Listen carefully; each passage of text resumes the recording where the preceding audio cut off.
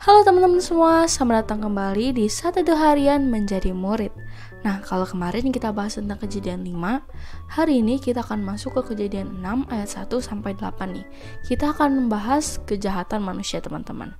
Nah, seperti biasa, aku akan bacain dulu bacaan firman Tuhan kita untuk hari ini. Kejadian 6 ayat 1-8, kejahatan manusia. Ketika manusia itu mulai bertambah banyak jumlahnya di muka bumi dan bagi mereka lahir anak-anak perempuan, maka anak-anak Allah melihat bahwa anak-anak perempuan manusia itu cantik-cantik. Lalu mereka mengambil istri dari antara perempuan-perempuan ini siapa saja yang disukai mereka. Berfirmanlah Tuhan, Rohku tidak akan selama-lamanya tinggal di dalam manusia, karena manusia itu adalah daging, tetapi umurnya akan 120 tahun saja. Pada waktu itu orang-orang raksasa ada di bumi, dan juga pada waktu sesudahnya ketika anak-anak Allah menghampiri anak-anak perempuan manusia dan perempuan-perempuan itu melahirkan anak bagi mereka, inilah orang-orang yang gagah perkasa di zaman purbakala, orang-orang yang kenamaan. Ketika dilihat Tuhan bahwa kejahatan manusia besar di bumi dan bahwa segala kecerundungan hatinya selalu membuahkan kejahatan semata-mata, maka menyesallah Tuhan bahwa ia telah menjadikan manusia di bumi dan hal itu memilukan hatinya. Berfirmanlah Tuhan, Aku akan menghapuskan manusia yang telah kuciptakan itu dari muka bumi, baik manusia maupun hewan dan binatang-binatang melata dan burung-burung di udara, sebab aku menyesal bahwa aku telah menjadikan mereka. Tetapi Nuh mendapat kasih karunia di mata Tuhan. Ya, demikian aja bacaan firman Tuhan kita untuk hari ini. Ayo sekarang kita langsung masuk ke satu dunia ya teman-teman. Oke guys, seperti yang teman-teman sudah dengar tadi, kita hari ini udah memasuki kejadian 6 nih. Dari ayat 1 nih guys, manusia itu udah makin beranak pinak nih. Kita melihat nih, kalau mulai terjadi kemerosotan dan juga kemurtatan dan pemberontakan kepada Tuhan nih guys. So guys, ketika manusia udah mulai berlipat ganda, aka beranak pinak, sebenarnya ini adalah efek berkat dari Tuhan. Tapi akhirnya berkat ini jadi kutuk karena manusia menyalahgunakan berkat yang diberikan untuknya. Nah guys, lalu di ayat kedua, anak-anak Allah ini menikahi putri-putri manusia yang cantik. Jadi di sini ceritanya anak-anak Set, yaitu disebut sebagai anak-anak Allah, tidak bisa menjaga diri dan tergoda oleh keturunan Kain, yaitu putri-putri manusia. Akhirnya berbaurlah nih keturunan Set dengan ras Kain. Ada dikatakan nih, anak-anak Allah itu mengambil istri dari yang mereka mau, yang mereka pilih. Nah, mereka memilih dengan mata. Mungkin karena cantik ya guys. Nah, lalu di ayat 3, Roh Allah bekerja dan membuat manusia memeriksa batinnya. Namun toh manusia tetap berpegang pada pilihannya nih teman-teman. Nah, sejak saat itu manusia akan hidup 120 tahun aja nih. So guys, sebenarnya itu manusia diberi ruang untuk pertobatan dan juga pembuahan hidup mereka. Tapi ya kenyataannya gitu, selalu ada ups and downs kayak kita sekarang ini lah ya kira-kira guys. Nah, lalu di ayat keempat, saat itu tuh ada manusia yang berbadan besar, disebut raksasa nih. Manusia ini memiliki perawakan tinggi, punya kekuatan super ekstra, sangat kuat, dan mereka menindas sesamanya manusia. Kira-kira kalau zaman now ada nggak ya guys manusia yang menindas sesamanya?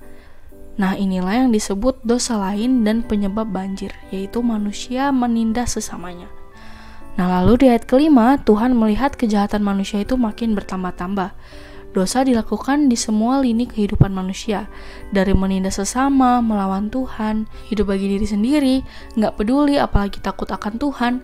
Pokoknya Tuhan mah urusan nanti gitu kata mereka. Nah, yang paling menjijikan dan keji adalah memprovokasi dan berani tidak taat, bahkan melawan Allah. Pokoknya pikiran atau imajinasi manusia itu selalu jahat. Nah, deskripsi hidup manusia di sini tuh menyedihkan ya guys, dan itu bertentangan dengan natur Tuhan yang suci.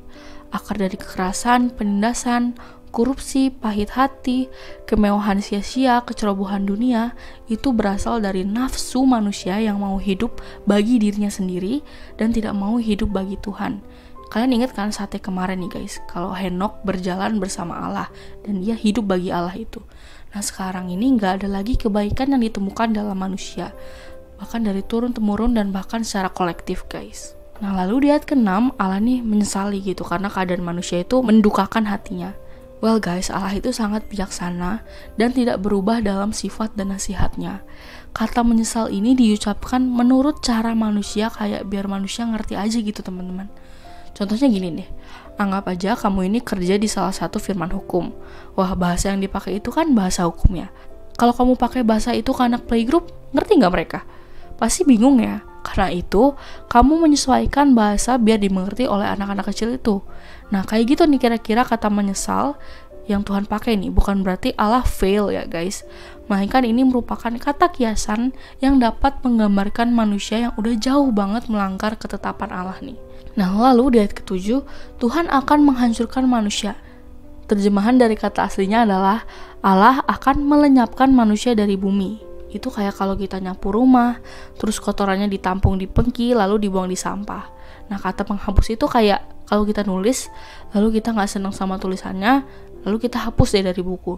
Nah, menariknya, bukan manusia doang nih yang dihapus oleh Allah, tapi juga binatang-binatang melata dan juga unggas di udara. Nah, semua ini kan dibuat untuk manusia soalnya, dan juga harus dikelola oleh manusia. Karena itu, mereka juga dilenyapkan dan dimusnahkan bersama manusia. Well guys, manusia yang harusnya tunduk pada Allah, malah tunduk pada kesia-siaan. Aduh, sedih banget ya teman-teman. Nah, lalu di ayat terakhir, di ayat ke-8, Nuh ini diberi kasih karunia nih. Artinya, Nuh memperoleh belas kasihan dan juga bantuan dari Allah. Meskipun pada dasarnya ia pun sama dengan manusia lainnya, yaitu rusak dan berdosa, namun dia telah diperbaharui rohnya dan juga pikirannya. Ia mengalami pertobatan dan iman yang hidup. Akhirnya disaksikan bahwa Nuh adalah orang yang saleh. Ya, sekian aja teman-teman firman Tuhan untuk hari ini. Nah, seperti biasa, aku mau teman-teman buat merefleksikan ya.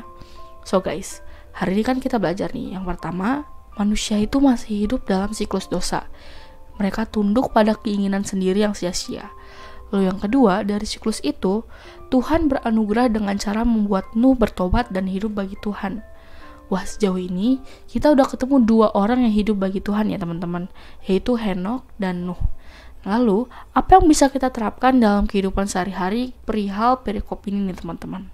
Yang pertama, kita harus tunduk pada kehendak dan keinginan Tuhan, bukan pada diri sendiri nih teman-teman. Lalu yang kedua, kita harus hidup bagi Tuhan, bukan untuk kesenangan diri. Yuk, bisa yuk teman-teman. Nah, lalu pertanyaan reflektif untuk hari ini, gimana sih caranya bisa tunduk pada kehendak Tuhan dan hidup bagi Dia dalam konteks bacaan kita hari ini? Seperti biasa, teman-teman boleh jawab sendiri dalam hati, atau kalau mau komen di bawah boleh banget ya teman-teman.